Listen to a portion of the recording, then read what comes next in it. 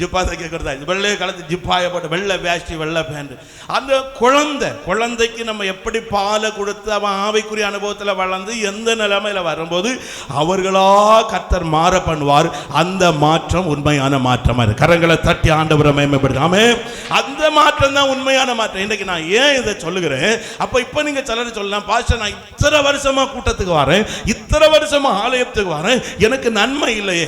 ஏன் ஆண்டவர் நன்மையை தரலன்னா, நான் பழைய ஆட்களுக்கு அப்படின்னா ஆவிக்குரிய அனுபவத்துக்குள்ள இருக்கவங்களுக்கு சொல்லுகிறேன், நீ ஆலயத்தில் தேவனை ஆராதிக்க வரும்போது அவர் சொல்லுறார், கர்த்தருடைய நாமத்திற்குரிய மகிமையை அவருக்கு நீ செலுத்தணும். எல்லாரும் சொல்லுங்களேன் ஹல்லேலூயா. எத்தனை பேர் கர்த்தருடைய நாமத்துக்குரிய மகிமையை செலுத்துகிறது? எத்தனை பேர்? இன்னைக்கு எதுக்கு நம்ம காலையில வந்தோம்? எதுக்கு ஆலயத்தில் வந்த உடனே முதல்ல ஒரு 3 பாட்டு காலையில சகோதரர் குமார் அவங்க ஒரு 15 நிமிடம் ஸ்தோத்திரம் பண்ணுகிறாங்க. அதுக்கு பிறகு ஒரு 3 பாட்டு பாடுங்க. எதுக்காக பாட்டு பாடுகிறோம்? இன்னைக்கு நான் பாட்டு பாடும்போது சொன்னேன், அப்பாவும் கிருபைகளால். எதற்கு இந்த பாட்டை பாடுகிறோம்? ஆண்டவர் நம்ம 1 மாசம் பாதுகாத்தார். அப்ப ஆண்டவர் நமக்கு செய்த மகிமைக்குரிய காரியத்திற்கு, ஆண்டவர் நமக்கு செய்த அற்புதத்திற்கு அவருக்கு மகிமை செலுத்துவதற்கு தான் கர்த்தருடைய ஆலயத்தில் முதலாவது வருகிறோம். அப்ப ஆண்டவர் முதலாவது கர்த்தருடைய நாமத்திற்குரிய மகிமை அவருக்கு செலுத்தணும். இன்னைக்கு நம்ம மீன் வாங்க சந்தைக்கு போறோம், மார்க்கெட்டுக்கு போறோம், மீன் வாங்க போறோம். நம்ம அங்க மார்க்கெட்டுக்கு போறோம், நம்ம பைக் வாங்க போறோமா, கார் வாங்க போறோமா? மீன் காய்கறி வாங்க நம்ம போறோம். அப்ப நம்ம அங்க போனோம்னா மீனை வாங்கிட்டு அதுக்குரிய காசை கொடுத்துட்டு வருகிறோம். இபி ஆபீஸுக்கு போகிறோம், கரண்ட்டுக்கு பில்லு கட்ட பணம் கட்ட போகிறோம். அங்க நம்ம போறோம்னா எதுக்கு போறோம்? அங்க இருக்க அதிகாரிகளை பார்த்து என்ன அஜிதப்பா பெரியப்பான்னு கூப்பிடுவா? இல்ல, அதற்குரிய பணத்தை கொடுக்கிற, நமக்கு காரியத்தை முடிச்சு பில்லை வாங்கிட்டு வரும். அதே போல ஒரு மனுஷன் கர்த்தருடைய ஆலயத்தில் ஆராதனைக்கு வருவது என்பது எதற்கு என்பதை முதலாவது புரிந்து கொள்ளணும். எம் தேவன் எனக்கு செய்த நன்மையை சொல்லி என் ஆண்டவருக்கு செலுத்த வேண்டிய மகிமையை செலுத்த நான் என் ஆண்டவருடைய ஆலயத்தை கரங்களை தட்டு. எதற்காக ஆலயத்துக்கு? இது நிறைய பேர் செய்வதில்லை. இது நிறைய, அதுதான் ஆசீர்வாதம் இல்லை, அதுதான் நன்மை இல்லை. அதுதான் ஸ்கூலுக்கு நான் அடிக்கடி சொல்லுவேன் இல்லையா, நானும் என்ன எல்லா பிள்ளைகளுக்கு கூட தான் காலையில் போனேன். எனக்கு தெரிஞ்ச முதல் பீரியட் இங்கிலீஷ் அந்த வாத்தியார் வெளியே போன உடனே எங்களுக்கு அந்த பழைய அந்த ஸ்கூலில் இந்த ஜன்னலில் இந்த கம்பி எல்லாம் கிடையாது. நான் இந்த இடைக்கு ஒரு நாள் ஓட்டு போட போனாங்களே, பழைய கிளாஸ் ரூம் எல்லாம் இருக்கான்னு எட்டி பார்த்தா ஒன்றையும் காணலை. இப்போ ரொம்ப உஷாராயிட்டாவ. அங்கே அந்த கிளாஸ் ரூமில் எல்லாம் அழகாக ஃபேன் எல்லாம் போட்டு கொடுத்து பக்காவாக அந்த பையனை எழும்பி ஏறி சாடாத அளவுக்கு அழகாக ஜன்னலும் போட்டு வச்சுருந்தது. ஹல்லேலூயா. அப்போ தான் நான் நினைச்சேன் காலத்துக்காக இப்போ ஸ்கூலில் மாதிரி. அன்னைக்கு அப்படி கிடையாது, ஜன்னல் எல்லாம் திறந்து தான் இருக்குது, கரெக்டாக அந்த சைடில் இருக்குது காற்று வாங்குறதுக்கு. அவர் அப்படி வெளியே போகிறதும் காலத்துக்கு அப்படி ஒரு போடுது இப்படி ஒரு போடுது, உடனே 2 பேர் அப்படி யாரை புக்கத்துக்கு வெளியில் வந்துட்டு போயிட்டே இருக்குது. நான் ஏன் சொல்லுங்க, படிக்க போனா படிக்கணும். அந்த இடத்துல எப்போ அவர் வருவார், அட்டெண்டன்ஸை கொடுத்தோமா வெளியே இறங்கணுமான்னா நான் இப்போ சொன்னேன் இல்லையா, கால்குலேட்டர் வச்சு தான் கூட்டணும். இதுதான் நம்ம கணக்கு. நான் ஏன் இவைகளை சொல்லுகிறேன்? கர்த்தருடைய ஆலயத்துக்கு நம்ம எதுக்கு வருகிறோம்? எதற்காக தேவ சமூகத்தில் வருகிறோம்? கர்த்தருடைய ஆலயத்தில் வருவது அவர் செய்ததற்காக மகிமை செலுத்துவதற்காக வருகிறோம். எத்தனை பேர் இதை நினைக்கிறோம்? எத்தனை பேர் இதை பார்க்கிறோம்? நிறைய ஆலயங்களை நீங்க பாருங்க. நான் ஒரு நாள் ஒரு மேடையில் பிரசங்கம் பண்ண போயிருக்கிறேன். அங்கே 2-3 ஊழியக்காரர், எனக்கு தெரிஞ்ச ஒரு பாஸ்டர் இருக்காரு, எனக்கிட்ட ரொம்ப நேரம் பேசிக்கிட்டு அந்த மேடையில் வச்சு நல்லா இருக்கலாம், எவ்வளோ நாளாச்சு எவ்வளோ காலம் ஆச்சு எல்லாம் பேசி முடிச்சுக்கிட்டு எனக்கு கிட்ட வந்துட்டு மெதுவாக எனக்கு பேசிட்டு இருந்தேன். கேட்க, இந்த சட்டை வெள்ளை சட்டை எந்த கடையிலேருந்து எடுத்திய? நல்லா பாருங்க, இந்த வெள்ளை சட்டம் எங்க இருந்து? அப்போ இந்த மேடைக்குள்ள இருக்கிற நாங்கள் ஊழியக்காரங்களாம் சொல்ல முடியும், விசுவாசி உங்களுக்கு நிலைமை ஆண்டவருக்கு தான் தெரியும். அப்ப இதே போல எத்தனை விசுவாசிகள் நினைச்சு பாருங்க, ஆராதனைக்கு முன்ன இருந்து கையை தட்ட விடாது. முன்ன இருக்கிறதுக்கு அந்த சுடிதாரையும் முன்ன இருக்க அந்த சேலையும் பார்த்தா இந்த பொம்பளை கை தட்டு வராது. காரணம் இது எங்க? நம்மளும் பல கடையில பார்த்தோமே, நம்ம பல இடத்துல பார்த்தோமே, இது எங்க கிடைச்சது நமக்கு தெரியாது. அதனாலதான் வெள்ளை வஸ்திரம் வெண்பஸ்திரம் அந்த பிரச்சனை வேண்டான்னு நம்ம பந்தேகோசை சபைகளில் வெண்பஸ்திரத்தை கொண்டு, இப்போ வெள்ளையிலையும் நீங்கள் பார்த்தீங்கன்னா கைதட்டு வராது. நம்மளும் வெள்ளை எடுத்தோம். இந்த வெள்ளை எங்க இருந்து எடுத்தோம்? இது ஒரு வித்தியாசமா இருக்கு, பிளேடு மாதிரி நிற்குது. இந்த வெள்ளை எங்க இருந்து? அப்ப எங்க? கர்த்தருக்கு ஆராதனையில. இனி நீங்க பார்த்தீங்கன்னா சில சபைகள்ல, நானும் ஒரு குறிப்பிட்ட ஒரு சபைக்கு போயிருந்தேன், அடுத்த வீடு நம்ம இந்த வீடு இருக்குல்ல, இது போல அடுத்த வீடு, இது அவனுக்கு சபை. அந்த இடத்துல அவன் கார்ல வந்து உள்ள இறங்கி ஆராதிச்சுட்டு போறான். அப்போ எனக்கு மனசில் தோணுது, அப்போ பாஸ்டர் எல்லாரும் இது அடுத்த வீடு, அந்த பையனை தம்பிக்க கார். அப்போ நான் கேட்டேன், அங்கே இடம் இல்லையா பாஸ்டர்? வண்டி இடம் இல்லை வண்டியெல்லாம் விடலாம், ஒன்றும் பிரச்சனை கிடையாது, அவங்களுக்கு தாராளம் இடம் இருக்குது, இந்த இடமும் அவைய தான் தந்தது. அதுக்கப்புறம் என்ன பாஸ்டர் காரு அந்த ஆளு தான் அவர் தள்ளாரு.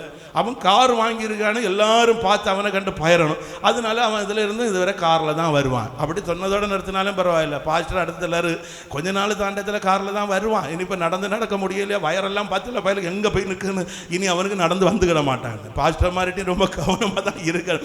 அப்போ நான் ஏன் சொல்லுங்க, இன்னைக்கு நிறைய பேர் புதிய மோதிரம் வாங்கினா அது கையில் கிடக்க தெரியணும்னா கர்த்தருக்கு சோத்திரம். இன்னைக்கு ஒரு சாட்சி, ஆண்டவருக்கு சோத்திரம், நான் ஒரு மோதிரம் வாங்க கர்த்தர் கிருபை செய்தார் அல்லேலூயான்னு, அப்படி ஒரு சாட்சி. புதிய வாட்ச் வாங்கினா அதை காட்டணும். சில இடங்கள்ல நீங்க பார்த்தீங்கன்னா இந்த கொரோனா நாட்கள்ல ஆராதனைக்கே வர முடியாது, ஆராதனையே இல்லை. அப்பதான் ஒரு பாஸ்டர் எல்லாரும், பிரதர் எங்க சர்ச்சில் ஒரு கொடுமை நடந்த பிரதர், அவன் செத்து ஒளிஞ்சிட்டு இருக்கான், அவன் செத்து பயந்துட்டு இருக்கான்.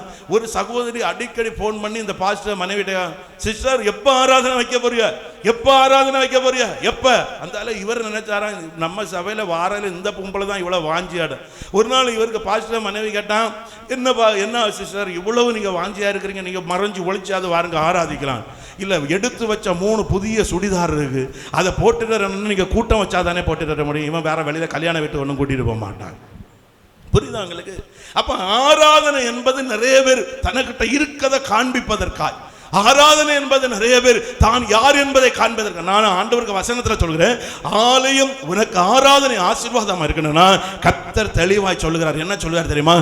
ஆராதனையில ஆண்டவருக்கு மகிமை செலுத்துவதற்காகவே கர்த்தருடைய ஆலயத்தில் வருகிறவர்களை ஜீவனுள்ள நாளெல்லாம் நன்மை கிருபை அவரை தொட கரங்களை தட்டி ஆண்டவரை மகிமைப்படுத்த. எத்தனை பேருக்கு வாழ்க்கையில இன்னைக்கு காலையில நான் ஆராதிக்க வந்தேன், நான் காலையில பாட்டு பாடினேன், எத்தனை பேர் உண்மையா அவருக்குரிய மகிமையை செலுத்துனீங்க, எத்தனை பேர் உண்மையா அவருக்குரிய கனத்தை செலுத்துனீங்க, எத்தனை பேர் உண்மையா. இன்னையிலிருந்து நான் சொல்லுகிறேன், உங்க ஆராதனை உங்களுக்கு பிரயோஜனமா இருக்கணும்னா முதலாவது பாட்டு பாடும்போது அந்த பாட்டுல ஆண்டவர் செய்த நன்மைகளை சொல்லி பாடும்போது உங்க மனதில் நினைக்கணும், ஆண்டவரே என் குடும்பத்தை பாதுகாத்தீரே உமக்கு நன்றி. அந்த பாடலை பாடும்போது இப்ப தேவ கிருபை என்றும் உள்ளது, அவர் கிருபை என்றும் உள்ளது. அவரை அந்த பாட்டு இருக்கு, நெருக்கப்பட்டோ மடிந்திடாமல் கர்த்தர் தான் நம்மை காத்ததாலே. எதுக்கு இந்த பாட்டு நம்ம பாடுவது? நெருக்கப்பட்டோ மடிந்திடாமல் கர்த்தர்தாம் என்னை பாதுகாத்ததாலே. எத்தனை பேருக்கு தெரியும்? எத்தனை பேர் இந்த பாட்டை அந்த பாட்டை பாடும்போது நம்ம வாழ்க்கையில நினைக்கணும், அப்பா ஒரு வார காலம் நான் நெருக்கப்பட்ட ஆண்டவரே, மடிந்து போகாம உடைய கிருபை என்னை பாது. கரங்களை தட்டி எத்தனை பேர் அந்த வரிகளை உணர்ந்து பாடுகிறவங்க இருக்கிறீங்க? ஒரு நாள் நான் கண்டேன், அன்பு சகோதரர் குமார் அவரும் நானும் ராத்திரி இந்த ஆலயத்தில் ராத்திரி விழித்திருந்து ஜெபிப்போம்.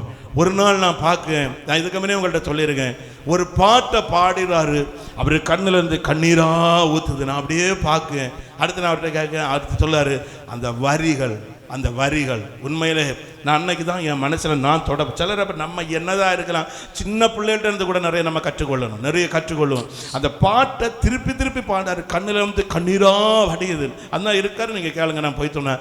அப்போ தான் நான் புரிஞ்சுக்கிட்டேன், ஒரு பாட்டை நம்ம பாடுவதாக இருந்தால் கூட வரியை உணர்ந்து கர்த்தர் செய்ததை நினைத்து நம்ம பாடணும். எத்தனை பேர்கிட்ட இந்த அனுபவம் இருக்குது? எத்தனை பேர்கிட்ட இந்த அனுபவம்? எதை நம்ம பாடுகிறோம்? இந்த தேவ வாழ்த்துன்னு நமக்கு ஒன்று உண்டு, என்ன சேனைகளின் தேவனாகிய கர்த்தர் பரிசுத்தர். அப்போ எனக்கு ஒரு டவுட், இந்த பிள்ளைகள் எல்லாம் நான் முன்னே சொல்லுவேன் இல்லையா, நான் உரப்பன வலையில் 10வது வகுப்பு படிக்கும்போது மேக்ஸ் வாத்தியார் அறையத்தில் எழும்பி good morning, good afternoon, good evening சொல்லக்கூடாது, அவருக்கு வணக்கம் சொல்லக்கூடாது, எல்லாம் எழும்பி நின்று மேக்ஸில் உள்ள ஒரு ஃபார்முலா சொல்லணும், எல்லாரும் இளமையினர். அப்போ இங்கே எவனுக்கு தெரியும், அவர் வருவார், கூட்டத்தோட கூட்டம் எல்லாரும் அங்கே அங்கே ஆகுன்னு சொல்லுவானே, நாங்கள் ஒரு கூட்டம் நாங்கள் தள்ளிக்கிட்டு அப்படியே இருந்தது. ஆனால் அவர் பெரியவில்லை, நான் பெருமாள் வாத்தியார் பெரிய ஆள், அவர் வேறு பெருமாள் வாத்தியார் அம்மாண்டி உலகார், அவர் பெரிய ஆள். அவர் அப்படியே கேட்டது போல நிற்பார். முடிஞ்ச உடனே எல்லாரும் இருங்க அப்படின்னு எலும்பு நீ சொல்லு, இங்கே என்ன தெரிஞ்சாதானே கூட்டத்தோட கூட்டம் அப்படி போட்டு கிடையாது. சொல்லு, நாளை 100 தடவை உட்காரு, நல்ல பிள்ளை. அடுத்து நீ சொல்லு, அவருக்கு தெரியும், என்னைக்கு பார்த்தாலும் அவருக்கு தெரியும், இவனோ ஒரு நாளும் படிக்கவும் மாட்டானோ. அப்போ எனக்கு இது ஒரு சின்ன இதெல்லாம் ஒரு பாடம் தானே. இங்கே தேவ வாழ்த்துல நம்ம ஆளுவ வச்சு பிடிக்காவ சேனைகளின் தேவனாய கர்த்தர் பரிசு. அப்போ கூட்டம் நடத்தணும் சொல்லி சனிக்கிழமை கூட்டம் நடத்த விட்டா இதில் 2 பேர் அதில் இருக்குது. ஒரு ஆள் பாட்டு புக்கையும் தூக்கி வச்சுருக்கு. நான் என்னென்னா மாறி எனக்கு மைண்டுக்குள்ளே நிற்காது. ஒரு ஆள் பாட்டு புக்கையும் தூக்கி வச்சுட்டு மாற்றி நமக்கு கடைசியில் நீங்கள் பார்த்தோம்னா ஒரு வரி மாறி போட்டுருக்கு.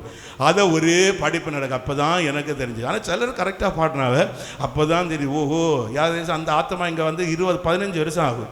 அந்த ஆத்மாவுக்கு 15 வருஷமாக விஷயம் தெரியாது. நீங்கள் இப்போ பார்க்கறத பார்த்தா டிரைவருக்கு பிள்ளையான்னு கேட்குது. அவள் இல்லை அவளான்னு தெரியுற சத்தமத்தொல்லுங்க.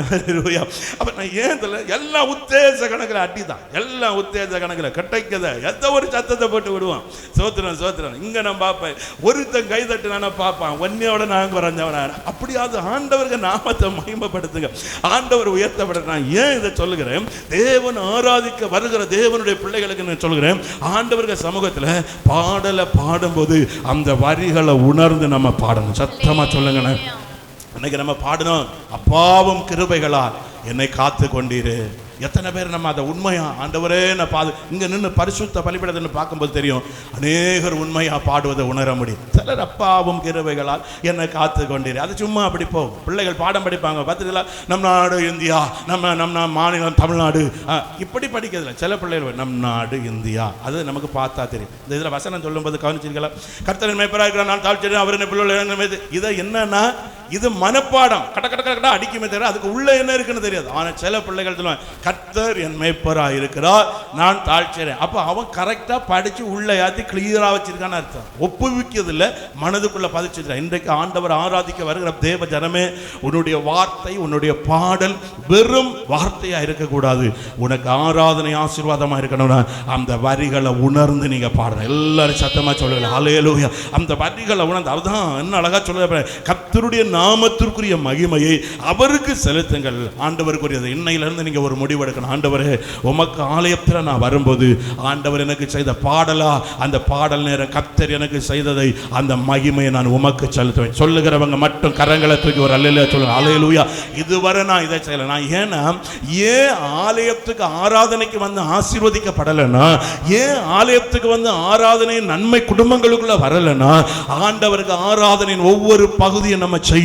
ஆண்டவருக்கு ஆலயத்தில் பாடல் பாடி அதே போல ஸ்தோத்திரம் பண்ணுங்கன்னு சொல்லும்போது நம்ம நினைச்சு பார்க்கணும், கடந்த நாள் என் ஆண்டவர் எத்தனை நன்மை செய்தார், ஆனபடிலாம் நான் அவருக்கு ஸ்தோத்திரம் பண்ணுவேன். சும்மா ஸ்தோத்திரம் ஸ்தோத்திரம் ஸ்தோத்திரம் அல்ல, ஆண்டவர் எனக்கு செய்தார். ஆண்டவரே, போன வாரம் எத்தனை விபத்தை என் கண்ணால பார்த்தேன், ஆண்டவரே என்ன பாதுகாத்தீர். அப்ப ஸ்தோத்திரம் பண்ணும்போது ஆண்டவர் என்ன பாதுகாத்ததற்காக ஸ்தோத்திரம். இந்த உண்மையான அனுபவத்தோடு கூட அவருக்கு செலுத்துகிற மகிமையை நீங்க செலுத்தி பாருங்க, கர்த்தர் உங்களை உயர்த்தி ஆசீர்வதிப்பார். இரண்டாவது அந்த வேதம் சொல்லுது பாருங்க, கர்த்தருடைய நாமத்திற்குரிய மகிமை அவருக்கு செலுத்துங்கள். அடுத்த ஆண்டவர் சொல்றார், பரிசுத்த அலங்காரத்துடனே கர்த்தரை தொழுது கொள்ளுங்கள். எல்லாரும் கரங்களை தட்டி அந்த பரிசுத்த தேவனை ஒரு முறை எல்லாரும் ஸ்தோத்திரம் பண்ணுவோம். ஆமென்.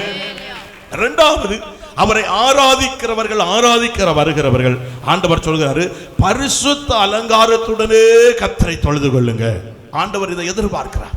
இன்னைக்கு நிறைய பேர் பெந்தேகோஸ்தே வட்டாரத்துக்குள்ள மனுஷர்களுக்கு வெளியரங்கமான தோற்றத்தை தான் நிறைய பேர் பார்க்கிறாங்க. வெளியரங்கமான தோற்றம், உள்ளான அனுபவத்தை நிறைய பேர் பார்க்கறதே இல்லை. வெளியரங்கமாய் இப்ப நான் ஒரு இடத்துக்கு பிரசங்கத்துக்கு போனேன்னா வெள்ளை பேண்ட் வெள்ளை ஜிப்பாயும் போட்டுட்டு போயிட்டேன்னா, ஆவிக்குரிய வட்டாரத்தில் நல்ல ஊழியக்காரன், அவன் பேசினாலும் பேசாத போனாலும் போனது திருப்தி ஆயிருது. நமக்கு சவர குமார் அவரை அடிக்கடி பார்க்கறது எனக்கு வேதனையா இருக்கு. அழகா